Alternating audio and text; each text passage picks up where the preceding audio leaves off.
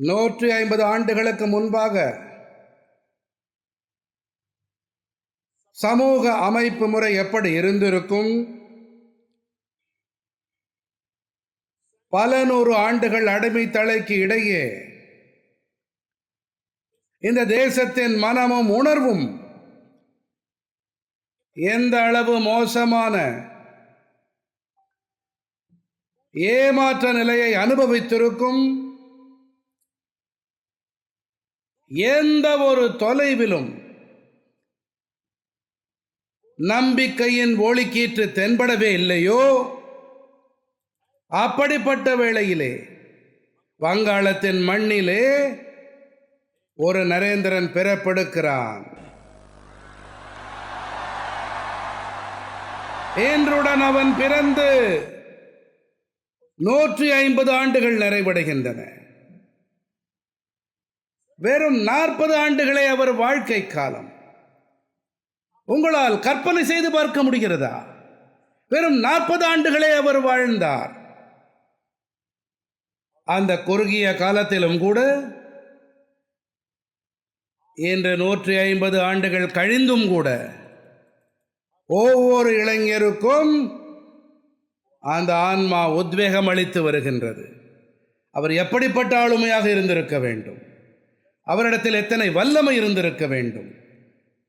இன்றும் கூட இந்தியாவின் அனைத்து இளைஞர்களும் என்னதான் நவீனமானவராக இருந்தாலும், ஜீன்ஸ் பேண்ட் அணிந்து கொண்டாலும்,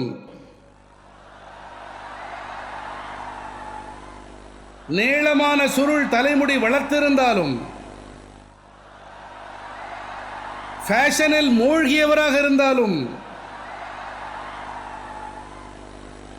நவீனமாக இருப்பதில் பெருமிதம் கொள்பவராக இருந்தாலும், இதையெல்லாம் தாண்டியும் கூட எப்போதாவது அவர் சுவாமி விவேகானந்தருடைய திருவுருவத்தின் முன்பாக அல்லது அவருடைய படத்திற்கு முன்பாக செல்லும் வாய்ப்பு கிடைத்தால் உடனடியாக அவருடைய தலை வணங்குகிறது.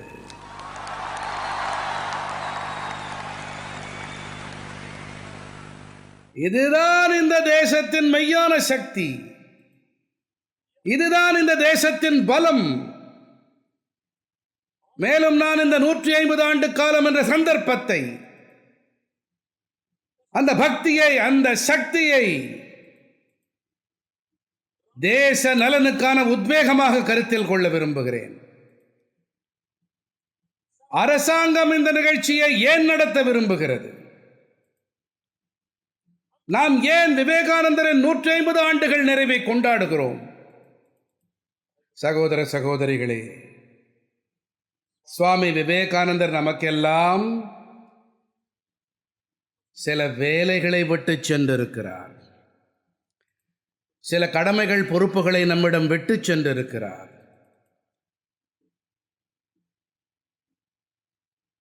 அவர் நம்மை விட்டு பிரிந்து சென்ற 1 நூற்றாண்டுக்கும் மேலாகிவிட்டது. ஆனால் இன்றும் கூட அந்த பணி நிறைவடையாமல் இருக்கிறது. நாம் தான் முடிவெடுக்க வேண்டும். அதாவது, நாம் இருக்கும் வேளையிலே சுவாமி விவேகானந்தரின் பணி நிறைவடையாமல் இருப்பதா? நண்பர்களே, நாம் இருக்கும்போது கூட சுவாமி விவேகானந்தரின் கனவு நிறைவேறாமல் இருக்க வேண்டுமா? அந்த கனவை யார் மெய்யாக்குவார்கள்? இந்த கனவுகளை நனவாக்கும் உறுதிப்பாட்டை நிறைவேற்றுவதற்காக இந்த 150 ஆண்டு கால நிறைவாண்டிலே நாம் இளைஞர்கள் ஆண்டை கொண்டாடும் உறுதிப்பாட்டை மேற்கொண்டிருக்கிறோம். ஆண்டு முழுவதும் நாம் இளைஞர் ஆண்டை கொண்டாட இருக்கிறோம். ஒவ்வொரு கணமும் சுவாமிஜியை நினைவில் கொண்டு பாரத தாயின் நலனுக்காக நாம் எங்கே இருந்தாலும், எந்த நிலையில் இருந்தாலும் நம் பங்களிப்பினை அளிப்போம். இந்த உறுதிப்பாட்டை இன்னும் பலப்படுத்த, அதை மேலும் முன்னெடுத்து செல்லும் வகையிலே இந்த சந்தர்ப்பத்தை நாங்கள் தேர்ந்தெடுத்திருக்கிறோம். நம்முடைய அப்துல் கலாம் ஐயா அடிக்கடி கூறுவதுண்டு, நம்முடைய பாரதத்திலே ஆன்மீகத்தின் பலம் எத்தனை வலுமாகுமோ அந்த அளவுக்கு தேசம் முன்னேறி செல்லும். பாரதத்தின் ஆன்ம சக்தி, பாரதத்தின் ஆன்மா ஆன்மீகம் மட்டுமே. அந்த ஆன்மீகத்தின் உள்ளெழுச்சி நம் ரிஷிகள் முனிவர்களிடமிருந்து வேதங்கள் முதல் விவேகானந்தர் வரை நம் வசம் என்ன இருக்கின்றதோ அவற்றிலிருந்து நமக்கு கிடைக்கிறது. நாம் அவற்றை சந்தர்ப்பமாக கொள்ள வேண்டும். சுவாமி விவேகானந்தர் கூறினார், மக்கள் ஏமாற்றத்தில் மூழ்கியிருந்த வேளையிலே, மூட நம்பிக்கை, தேண்டாமை, சாதி பாகுபாடு இவற்றின் விஷம் பரவி இருந்த போது,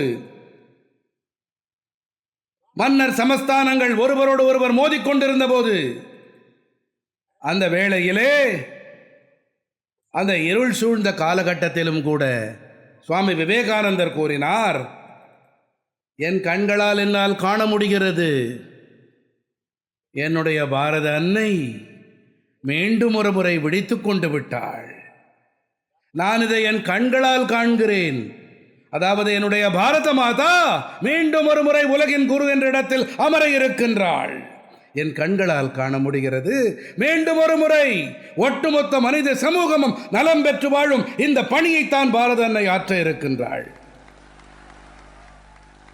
இவை அந்த காலகட்டத்தில் விவேகானந்தர் கூறிய சொற்கள்.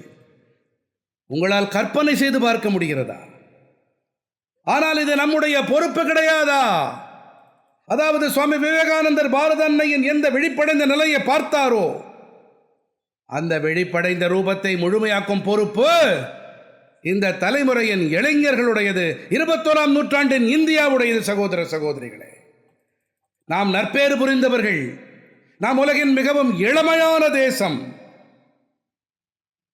அதிக அளவு இளைஞர்கள் நிறைந்த தேசம். 65% மேற்பட்டவர்கள் இந்த தேசத்திலே 35 வயதுக்கும் குறைவான வயதுடையவர்கள். எத்தனை பெரிய அளவில் இளைஞர்கள் சக்தி நம்மிடத்திலே இருக்கிறது. மேலும் வரவிருக்கின்ற 20 ஆண்டுகளிலே நம்முடைய இந்தியாவிலே 24 கோடி புதிய இளைஞர்களின் எண்ணிக்கை இணைய இருக்கிறது. இன்னொரு புறத்திலே பாருங்கள், சீனாவிலே வெறும் 2 கோடி இளைஞர்கள் தான் இணைய இருக்கிறார்கள். அடுத்த பிரேசில் போன்ற நாடுகளில் வெறும் 1 கோடி மட்டுமே. பாரதத்தின் இளைஞர்கள் சக்தியிலே வரவிருக்கின்ற 20 ஆண்டுகளிலே 24 கோடி இளைஞர்கள் அதிகரிக்க இருக்கின்றார்கள். இதுதான் நமது இளைஞர் சக்தி என்றால், இந்த இளைஞர் சக்தியின் துணையாலே நாம் பாரதத்தின் எதிர்காலத்தை மாற்றி அமைக்க இந்த சந்தர்ப்பத்தை தேர்ந்தெடுக்க வேண்டும்.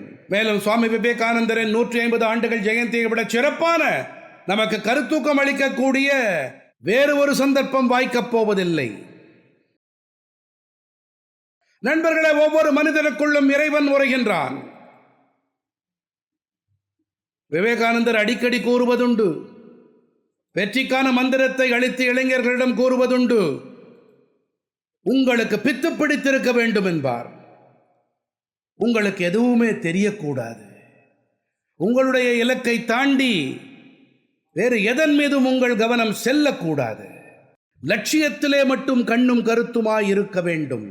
உங்களுடைய கவனம் சரியாக இருந்தால், அதை அடைய முழுமனதோடு செயல்பட்டால் வாழ்க்கையிலே நீங்கள் வெற்றி அடையலாம் என்று சுவாமி விவேகானந்தர் கூறுவதுண்டு. சகோதர சகோதரிகளே, நாமும் கூட நம்முடைய கனவுகளை நனவாக்க அந்த மாமனிதர்களின் சொற்களின் மீது நம்பிக்கை வைத்து நம்முடைய வாழ்க்கையை, நமது இலக்குகளை அடைய ஆகுதியாக ஆக்க முடியாதா?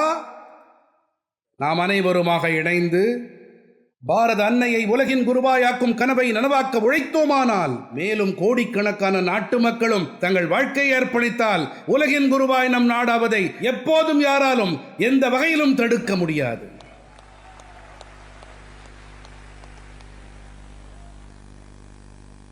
நண்பர்களே, சின்ன சின்ன விஷயங்களில் சிக்கி இருப்பவர்கள் உலகிலே எதையும் சாதிக்க முடியாது. பெரிய பெரிய லட்சியங்களை கொண்டிருப்பவர்கள் மட்டுமே உலகில் பெரிய சாதனை படைப்பவர்கள், உலகிலே மாற்றங்களை ஏற்படுத்தக்கூடியவர்கள். மேலும் உலகிலே மாற்றத்தை உங்கள் கண்களால் காண முடியும். அந்த துடிப்பின் காரணமாய் நாம் ஆக வேண்டும். சுவாமி விவேகானந்தர் தன்னுடைய வாழ்க்கை முழுவதையும் உலக மாற்றத்திற்காகவே செலுத்தினார். ஒரு இளைஞர் அவர் மனதில் இறைவனை அடைய வேண்டும் என்ற பேரவா எழுகிறது. இறைவனை காண வேண்டும் என யாரை பார்த்தாலும் எங்கே பார்த்தாலும் அனைவரிடத்திலும் நரேந்திரன் கேட்டுக்கொண்டே இருந்தார். இறைவனை நீங்கள் பார்த்ததுண்டா? யாராவது துறவியோ மகாத்மாவோ தென்பட்டால் நேருக்கு நேராக கண் பார்த்து நரேந்திரன் கேட்டு வந்தார், என்னை நீங்கள் காண்பதைப் போல இறைவனை நீங்கள் கண்டதுண்டா என்று. அப்படி நீங்கள் கண்டவர் என்றால் எனக்கு நீங்கள் இறைவனை காட்ட முடியுமா? இறைவனை காண வேண்டும் என்று இத்தனை தவிப்பு இருந்தது, இத்தனை துடிப்பு இருந்தது, இத்தனை பித்து பிடித்திருந்தது. யாரை சந்தித்தாலும் எங்கே சந்தித்தாலும் ஒரே கேள்விதான் கேட்கப்பட்டது. தன்னுடைய தாயிடம் கூட சண்டையிட்டார். இறைவனை காட்டுபவர் யாரையாவது காட்டு என்றார். அதோடு இறைவனின் மீது சந்தேகமும் கொண்டிருந்தார். அந்த அளவுக்கு உள்ளுக்குள்ளே கொந்தளிப்பை கொண்டிருந்தார். பித்துக்குளித்தனம் தலைக்கேறியது இறைவனை காண்பதற்காக. அவருக்கு திருவாளர் தாக்கூர் கிடைத்த போது, ராமகிருஷ்ண பரமஹம்சர் கிடைத்த போது அவர் கூறினார், ஆம், எப்படி என் கண்களால் உன்னை காண்கிறேனோ அதை போலவே இறைவனையும் நான் காண்கிறேன்.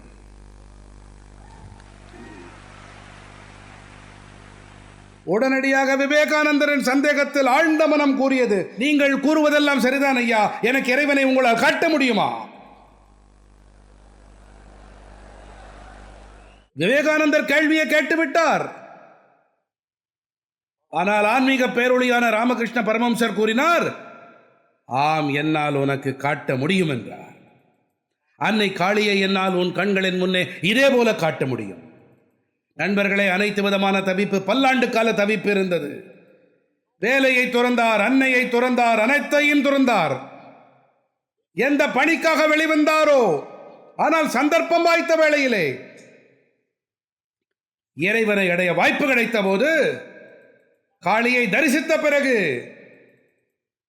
காளியிடம் உரையாடும் பெரும்பேறு கிடைத்த பிறகு, அந்த கணத்திலே நம் பாரதத்தின் நற்கதியை எண்ணி பாருங்கள். எந்த இறைவனை அடைய அனைத்தையும் இழந்தாரோ அந்த இறைவனையே துறந்து விட்டார்.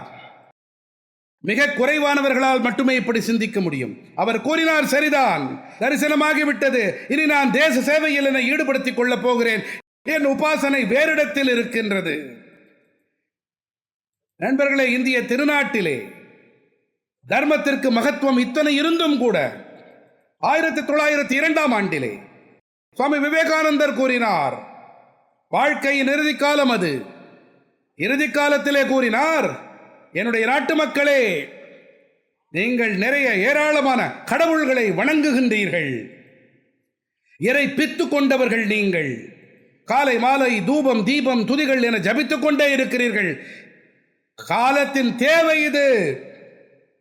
பாருங்கள், எந்த மனிதன் தன்னுடைய இளமை அனைத்தையும் இறைவனை அடைவதற்காக அர்ப்பணித்து விட்டானோ, அவன் 1902-3 காலகட்டத்திலே வாழ்க்கையின் இறுதி கட்டத்திற்கு வந்த பிறகு உலகிற்கு கூறுகிறான், இந்தியர்களிடம் கூறுகிறான், உங்களுடைய இறைவன் இருக்கிறானே, யாருக்காக பித்து பிடித்தவர்களாக இருக்கிறீர்களோ இந்த கடவுள்கள் அனைவரையும் நீரில் மூழ்கடித்து விடுங்கள் என்கிறார். உங்களால் கற்பனை செய்து பார்க்க முடிகிறதா? எந்த மனிதன் இறைவனுடைய வீட்டை துறந்து வெளியேறினாரோ அவர் உலகை விட்டு போகும் முன்பு கூறுகிறார், உங்கள் கடவுளர் அனைவரையும் நீரில் மூழ்கடித்து விடுங்கள். மேலும் காலத்தின் தேவை என்னவென்றால், உங்கள் வழிபாட்டு தெய்வமாக ஓரன்னை இருக்க வேண்டும், உங்கள் தாய் ஒருவளாக இருக்க வேண்டும், உங்கள் இறைவன் ஒருவனாக இருக்க வேண்டும், உங்கள் சக்தி பீடம் ஒன்றாக இருக்க வேண்டும். அவள் யார் என்றால் பாரத அன்னை.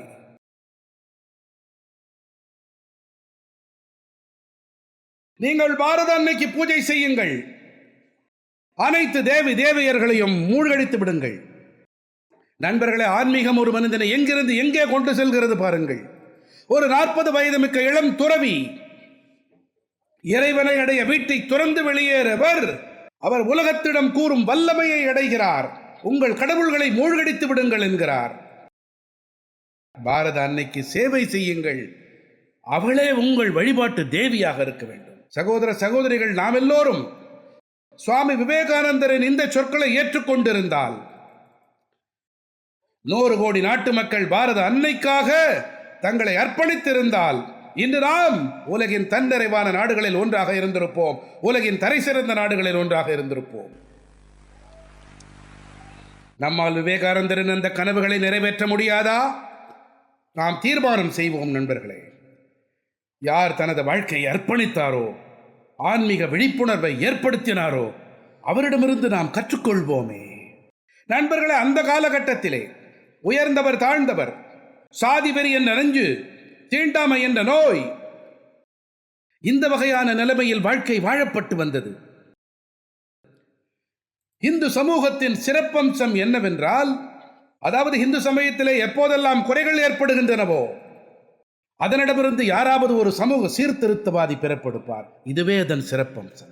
நம்முடைய கடந்த காலம் ஆயிரக்கணக்கான ஆண்டுகள் பழமையானது. இதன் காரணமும் இதுதான். குறைகள் ஏற்படும் போது அந்த குறைகளை களைந்தெடுப்பவரும் கூட நம்மிடமிருந்தே தோன்றுகின்றார். தீண்டாமை ஏற்பட்டதென்றால் நம்மிடமிருந்தே நரசிங் மேத்தா தோன்றினார். 400 ஆண்டுகளுக்கு முன்பாக தீண்டாமைக்கு எதிராக போர் தொடுத்தார். அதுவும் ஒரு பிராமண குடும்பத்திலே தோன்றினார். அதுவும் நாகர் பிராமணனாக பிறந்தார். இதுதான் இந்த தேசத்தின் விசேஷத்தன்மை. மூட பழக்கத்தில் மக்கள் மூழ்கி போகும்போது, எங்கே கல் கிடைத்தாலும் அதை வழிபட தொடங்கும் போது, எங்கேயோ ஒரு சுவாமி தயானந்த சரஸ்வதி தோன்றுகிறார்.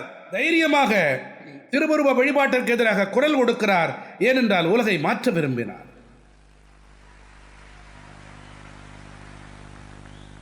எத்தனை பெரிய வல்லமை பாருங்கள். சுவாமி விவேகானந்தர் சமூகத்தின் அந்த போக்கிற்கு எதிராக குரல் கொடுத்தார். தீண்டாமைக்கு எதிராக போர் தொடுத்தார். இந்து சமூகத்தை கடுமையாக விமர்சனம் செய்தார். சாதி அமைப்பு காரணமாக எந்த வகையில் இந்து சமூகம் சிதற தொடங்கியதோ அதற்கு எதிராக தன் கோபத்தை வெளிப்படுத்தினார். விவேகானந்தர் எந்த அளவுக்கு சாடினார் என்றால், இத்தனை மகத்தான பாரம்பரியத்துக்கு நாம் சொந்தக்காரர்கள், இத்தனை மகத்தான கலாச்சார மரபு நம்மிடத்திலே இருக்கிறது. நாம் எங்கே வந்து அடைந்திருக்கிறோம்? நாம் நம்முடைய சமயத்தை, நம்முடைய பாரம்பரியங்களை, நமது ஆன்மீக வாழ்க்கையை சமையலறையிலே பூட்டிவிட்டோம். எப்போது எதை உண்ண வேண்டும் என்பதிலேயே இருக்கிறோம். ஏகாதசி என்று எதை உண்பது, பௌர்ணமிக்கு எதை உண்பது என்று நாம் நம்முடைய ஆன்மீக பாரம்பரியங்களுக்கு நாமே காயம் ஏற்படுத்தி இருக்கிறோம். நண்பர்களை, இதை சொல்லும் வல்லமை சுவாமி விவேகானந்தரிடம் இருந்தது. அவர் சீர்திருத்தவாதியாக இருந்தார். அவர் மாற்றத்தின் தரப்பிலே இருந்தார். அவர் பாரதத்தை சுற்றி பார்க்க கிளம்பிய போது சோம்நாத் பூமிக்கு வந்தார். கன்னியாகுமரி பற்றிய விஷயம் உலகம் முழுக்க அறியப்பட்ட ஒன்று. ஏனென்றால் அங்கே ஒரு நினைவகம் இருக்கிறது. ஆனால் குறைவானவர்களை அறிந்திருப்பார்கள். விவேகானந்தருக்கு ஆன்மீக விழிப்புணர்வு அனுபவம் சோம்நாத்தின் கடற்கரையிலே தான் முதலில் ஏற்பட்டது. அவர் பாரதத்தை சுற்றி பார்க்க புறப்பட்டார். மொத்த இந்தியாவின் அனைத்து பகுதிகளையும் அவர் சுற்றி பார்த்தார். ஆனால் மிகவும் அதிக நேரத்தை அவர் குஜராத்திலே தான் கழித்தார். மிக அதிகமான நேரம் சுவாமி விவேகானந்தர் குஜராத்திலே தான் இருந்தார். அவர் புரட்சி சிந்தனையாளராக இருந்தார். அவர் அஜ்மேருக்கு சென்றிருந்த போது ஷாம்ஜி கிருஷ்ணவர்மாவை எங்கே அழைத்தார். ஷாம்ஜி கிருஷ்ணவர்மா இந்தியா ஹவுஸை ஏற்படுத்தி ஆங்கிலேயர்களுக்கு எதிரான ஆயுத போராட்டத்துக்கான தயாரிப்பில் ஈடுபட்டிருந்தார். அவரை சுவாமி விவேகானந்தர் அழைத்தார். அதே போல பாவ்நகருக்கு அருகே ஷிகாருக்கு வந்திருந்த போது நானா சாஹேபுடன் சுவாமி விவேகானந்தரின் சந்திப்பு நடந்தது. மேலும் சுதந்திர போராட்டத்திற்கு என்ன வடிவம் கொடுக்க வேண்டும், இதை அவர் ஷிகாரிலே நானா சாஹேப் பேஷ்வாவோடு விவாதத்தில் ஈடுபட்டார்.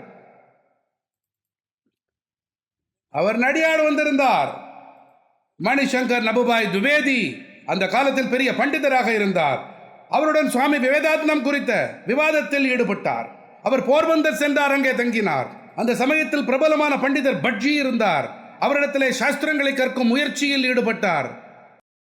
குஜராத்துடன் விவேகானந்தர் அவர்களின் உறவு விசேஷமானதாக இருந்தது. நம்முடைய மண் புனிதமாக்கப்பட்டிருக்கிறது. இங்கே இருக்கின்ற கண்காட்சிக்கு நீங்கள் சென்று பார்த்தீர்கள் என்றால் உங்களுக்கே தெரிய வரும். அதாவது குஜராத்திலே விவேகானந்தர் எங்கெல்லாம் பயணித்திருக்கிறார், எப்போது பயணித்தார், நீங்கள் மெய்சிலிர்த்து போவீர்கள். இந்த மண்ணிலே நாமும் பிறந்து வளர்ந்திருக்கிறோம். நம்முடைய பெரும்பேறு இங்கே சுவாமி விவேகானந்தரின் பாத தூளி படிந்திருக்கிறது. இது நமது வாழ்க்கையின் பெரும் பேராகும் நண்பர்களே. சுவாமி விவேகானந்தர் அவர்கள் ஏழை எளியவர்களுக்கு சேவை செய்வது பற்றி கூறியிருக்கிறார். ஏழை ஒருவர் இருந்தால் அவரை இறை வடிவமாகவே அவர் பார்த்தார். மேலும் மக்கள் சேவையே மகேசன் சேவை என்று நாம் முழங்குகிறோம் அல்லவா, அந்த ஏழை மனிதனுக்கு சேவை செய்ய சுவாமி விவேகானந்தர் மற்றவர்களுக்கு உத்வேகம் அளித்தார். இந்தியாவின் பெண் சக்தியை போற்றி துதித்தார். உலகிலேயே இதை செய்த மாமனிதர் அவர்தான். பாரதத்திலே பெண் சக்திக்கு கல்வி, பெண் சக்திக்கு அதிகார பங்களிப்பு என்று 21ஆம் நூற்றாண்டில் நாம் பேசும் விஷயத்தை, பெண் அதிகார பங்களிப்பு பற்றி பேசுவதை விவேகானந்தர் அவர்களை நாம் படித்தால் 19ஆம் நூற்றாண்டிலேயே இவை குறித்த ஆழமான ஆய்வுகளை செய்திருந்தார். விரிவான முறையில் உலகிற்கு வழிகாட்டியாக விளங்கினார். அதாவது பெண்களின் அதிகார பங்களிப்பிலே எவை முதன்மைகளாக இருக்க வேண்டும் என்று அவர் அப்போது கூறினார். மனித சமூகம் நலம் பெற வேண்டும் என்றால் பெண் சக்தி விழிப்படைய வேண்டும், இது முதன்மையான தேவையாகும் என்றார். இதுவே அவரது எண்ணமாக இருந்தது. ஏழையாகட்டும், இளைஞராகட்டும், பெண்களாகட்டும், விவசாயிகளாகட்டும், கிராமமாகட்டும், பாமரனாகட்டும், சுதந்திர போராட்டத்தின் தளபதியாகட்டும், வீரனாகட்டும், வாழ்க்கையின் அனைத்து துறைகளிலும் மக்களிடத்திலே உள்ளெழுச்சி ஏற்படுத்துவது என்பது இதுவே அவர் வழியாக இருந்தது. அவர் சிகாகோ சென்றார். அவர் சிகாகோ செல்வதற்கு யார் கருத்தூக்கம் அளித்தார்கள்? அவர் ரயிலிலே ஜூனாகட் செல்லும் போது ஜெய்ப்பூருக்கு அருகே அவர் இறங்கினார். அப்போது ஜெய்ப்பூர் என்ற ஒரு ஸ்டேஷன் மாஸ்டர் அவரிடம் கூறினார், உலக சமய மாநாடு ஒன்று நடக்கவிருக்கிறது, நீங்கள் அதில் பங்கெடுக்க வேண்டும் என்றார். ஜெய்ப்பூர் மாதிரியான ஒரு சின்ன ரயில் நிலையத்தின் அரசு அதிகாரி இவர் சுவாமி விவேகானந்தரிடம் கூறுகிறார், நீங்கள் அதில் செல்ல வேண்டும் என்றார். ஆனால் அந்த சன்னியாசியால் அங்கே எப்படி செல்ல முடியும்? ஆனால் அவர் சென்றார். அங்கு சென்று உலகையே வியப்பில் ஆழ்த்தினார். 9/11 நாம் எல்லோரும் 9/11 வேறு காரணத்துக்காக அறிவோம். ஏனென்றால் 9/11 அன்று அமெரிக்காவிலே பயங்கரவாதிகள் தாக்குதல் நடத்தினார்கள். இரட்டை கோபுரங்களை தகர்த்து போட்டார்கள். ஆனால் மிக குறைவானவர்களை அறிவார்கள், 125 ஆண்டுகளுக்கு முன்பாக வேறு ஒரு 9/11 நடந்தது. அது செப்டம்பர் 11 அன்று சிகாகோவிலே சுவாமி விவேகானந்தரின் உரை நடந்தது. அது ஒட்டுமொத்த உலகையும் சகோதரத்துவம் என்ற அன்பு தலையில் கட்டி போட்டது. இரண்டு கலாச்சார மரபுகளுக்கிடையே எத்தனை பெரிய வேறுபாடு! இதைத்தான் பக்குவப்பட்டவர்கள் கூறுவார்கள். அதன் பிரதிநிதிதான் செப்டம்பர் 11 தேதியன்று அமெரிக்க மண்ணிலே கால் பதித்து கூறிய வாக்கியம், அமெரிக்காவின் சகோதர சகோதரிகளே. ஒட்டுமொத்த உலகமும் அந்த மனிதனின் ஒவ்வொரு சொல்லையும் கேட்டு திளைக்க ஆவலாயிருந்தது. ஒரு நூற்றாண்டு கடந்தது. அதே செப்டம்பர் 11ஆம் தேதி என்று பயங்கரவாதிகள் அதே அமெரிக்க மண் மீது தாக்குதல் தொடுத்தார்கள். இந்த கலாச்சார மரபின் சிறப்புத்தன்மையை காணுங்கள். இங்கே அனைவரும் சகோதர சகோதரிகள். ஒட்டுமொத்த உலகமும் நம்முடையது, பிரம்மாண்டமும் நம்முடையது. இந்த சிந்தனை போக்கு நம்முடையது. சுவாமி விவேகானந்தர் வேதாந்தத்தை பயின்றவர். அவர் மனிதர்களிடம் வினா எழுப்புவார். வேதாந்தத்தின் அங்கமான அத்வைதம் பற்றி விவாதம் செய்வார். நீங்கள் அத்வைதம் பற்றி எல்லாம் நன்கு பேசுகிறீர்கள், ஆனால் நடைமுறையிலே துவைதத்தை பின்பற்றுகிறீர்கள் என்பார். எங்கே துவைதம் இருப்பதில்லையோ அங்கேதான் அத்வைதம் பிறக்கிறது. எங்கே நானும் நீயும் வேறு வேறு இல்லையோ அங்கேதான் அத்வைதம் இருக்கிறது. ஆத்மவத் சர்வபூதேஷு என்கிறீர்கள், ஆனால் நம்மவர்களையே வேறுபடுத்தி பார்க்கின்றீர்களே. எங்கே சென்றது உங்களுடைய அந்த அத்வைத சித்தாந்தம்? எந்த வழிமுறை, எந்த அத்வைதத்தை பின்பற்றி வாழ்க்கையை வாழ்ந்தோமோ அதை பற்றியே வினா எழுப்பும் வல்லமையை இந்த மாமனிதர் தான் காட்டியருளினார். சகோதர சகோதரிகளை, இந்த பாரத அன்னையின் வாழ்க்கையிலே மாறுதலை ஏற்படுத்த அவர் கனவு கண்டார். இளைஞர்களிடம் வேண்டுகோள் விடுத்தார். என்னோடு இணையுங்கள் என்று இளைஞர்களிடம் வேண்டினார். அவர் இளைஞர்களை இணைக்கும் முயற்சியில் ஈடுபட்டார். அவர் அறைகோவல் விடுத்தார். என்னிடம் சக்தி படைத்த வல்லமை வாய்ந்த 100 இளைஞர்களை தாருங்கள், நான் உலகையே மாற்றி காட்டுகிறேன் என்றார். நண்பர்களே, இந்த விவேகானந்தர் இல்லை. ஆகையால் 100 எல்லாம் வேலைக்கு உதவாது. ஆகையினாலே கோடிக்கணக்கான நம் நாட்டு மக்கள் மனவுறுதி பூண்டால் நம்மால் சுவாமி விவேகானந்தரின் கனவுகளை நனவாக்க முடியும். அவருடைய லட்சியங்களை நம்மால் தவறாது நிறைவேற்ற முடியும். காலத்தின் தேவைக்கேற்ப நம்மை நாம் தயார் செய்து கொள்ள வேண்டும். சகோதர சகோதரிகளை, குஜராத் அரசாங்கம் இதை இளைஞர்கள் ஆண்டாக கொண்டாட தீர்மானித்தது. பல வகையான நிகழ்ச்சிகள் நடைபெற இருக்கின்றன. கட்டுரை போட்டி, பேச்சு போட்டிகள் நடக்க இருக்கின்றன. பல கூட்டங்கள் நடக்க இருக்கின்றன. இளைஞர் விழிப்புணர்வு முகாம்கள் நடைபெற இருக்கின்றன. ஆண்டு முழுவதும் பாரதத்தின் ஆன்மீக பாரம்பரியத்தை உலகிற்கு அறிமுகப்படுத்தும் முயற்சி இந்த சந்தர்ப்பம் வாயிலாக செய்யப்பட இருக்கின்றன. நாங்கள் இணையதளத்தை, சமூக வலைத்தளத்தை பயன்படுத்தி சுவாமி விவேகானந்தரை உலகில் முன்னிறுத்தும் முயற்சிகளில் ஈடுபட இருக்கிறோம். நாம் அனைவரும் இணைந்து இந்த பணியை செய்யலாம். நாங்கள் இந்த திசையில் முயற்சி செய்ய இருக்கிறோம். ஆனால் நாம் இளைஞர்கள் ஆண்டை கொண்டாடும் வேளையிலே நம்முடைய சிறப்பு கவனம் திறன்கள் மீது இருக்கும். ஸ்கில். நம்முடைய இளைஞர்களுடைய வேலை வாய்ப்பு திறனை எப்படி அதிகரிக்க முடியும்? நம்முடைய இளைஞர்கள் தேசத்தின் வளர்ச்சி பயணத்தில் எப்படி பங்கு வகிக்க முடியும்? உபதேசங்களால் எந்த வேலையும் நடக்கப் போவதில்லை. ஆகையினாலே திறன் மேம்பாட்டிற்கு நாம் முதன்மை அளித்து மாநிலம் முழுவதிலும் விவேகானந்தர் திறன் மேம்பாட்டு மையங்களை திறக்க இருக்கிறோம். மேலும் அனைத்து இளைஞர்களும் ஏதாவது ஒரு திறனை கற்க வேண்டும். ஒரு விஷயம் சரிதான் நண்பர்களே, அறிவுக்கான தேவை இருக்கிறது, அறிவு அவசியமானதாக இருக்கிறது. ஆனால் வாழ்க்கையிலே திறனுக்கும் அவசியம் இருக்கிறது. ஒரு முறை பார்த்தீர்கள் என்று சொன்னால், வினோபா அவர்களுடைய சீடர் தர்மாதிகாரி அவர்களுடைய வாழ்க்கையில் ஒரு சுவாரஸ்யமான சம்பவம். அவரை சந்திக்க ஒரு இளைஞர் வந்தார். வேலை தேடிக் கொண்டிருந்தார். அவர் தர்மாதிகாரியிடம் வந்து என் வாழ்வாதாரத்திற்கு உதவி செய்யுங்கள் என்று கோரிய போது, தர்மாதிகாரி உனக்கு என்ன வரும் என்று கேட்டார். அதற்கு அவர் நான் பட்டதாரி என்றான். நீ பட்டதாரிதான், ஆனால் என்ன தெரியும் என்று கேட்டார் தர்மாதிகாரி. இல்லை, நான் பட்டதாரி என்றான் மீண்டும். சரி தம்பி, நீ பட்டதாரிதான், ஆனால் தட்டெழுத்து வருமா என்று கேட்டார். நான் பட்டதாரி என்றான் மீண்டும். சரி, நீ பட்டதாரிதான், ஆனால் சமைக்க தெரியுமா? நான் பட்டதாரி என்றான் அவன் ஒவ்வொரு முறையும் தனது பட்டத்தை காண்பித்து வந்தான். அப்போது தர்மாதிகாரி வினவினார், உனக்கு ஏதாவது செய்ய வருமா என்று கேட்டார்.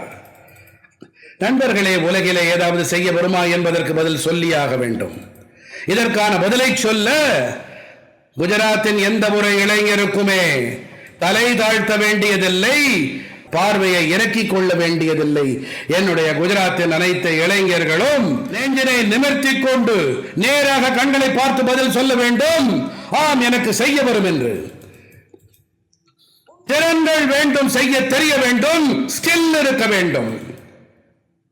இந்த திறன் மேம்பாட்டிற்காக நாங்கள் முயற்சிகள் மேற்கொள்ள இருக்கிறோம். நாங்கள் இதை செய்ய இருக்கிறோம். இளைஞர்களே, நாம் சுவாமி விவேகானந்தரின் 150வது ஆண்டினை கொண்டாடும் வேளையிலே எந்த சக்தியால் நம்மை முன்னேற்றிக் கொண்டு செல்ல முடியும்? எந்த மந்திரத்தால் நம்மை முன்னேற்றிக் கொண்டு போக முடியும்? சகோதர சகோதரிகளை, இந்த பவித்திரமான தருணத்திலே என் மனதில் வரும் கருத்து, அதை 2 நிமிடங்களே கூறிவிட்டு என் உரையை நிறைவு செய்கிறேன். என்ன விரும்புகிறேன் என்றால், என் வாழ்க்கையிலே இத்தனை இளைஞர்கள் என் முன்னாலே நின்று கொண்டிருக்கின்றார்கள். உங்கள் வாயிலாக மொத்த குஜராத்தின் இளைஞர்களே, நான் கூறும் ஒவ்வொரு சொல்லையும் கவனமாக நீங்கள் கேட்டுக் கொள்ளுங்கள். சகோதர சகோதரிகளே, நாம் வாழ்க்கையிலே 3 விஷயங்களை மந்திரங்களாக ஏற்றுக்கொள்ள வேண்டும். நாம் வாழ்க்கையிலே 3 விஷயங்களை வழிபாடாக செய்ய வேண்டும். நாம் 3 விஷயங்களுக்கு நம் வாழ்க்கையை அர்ப்பணிக்க உறுதி பூண வேண்டும். நம்மையே ஆகுதியாக உறுதி கொள்ள வேண்டும். என் சொற்களை எழுதி வைத்துக் கொள்ளுங்கள் நண்பர்களே.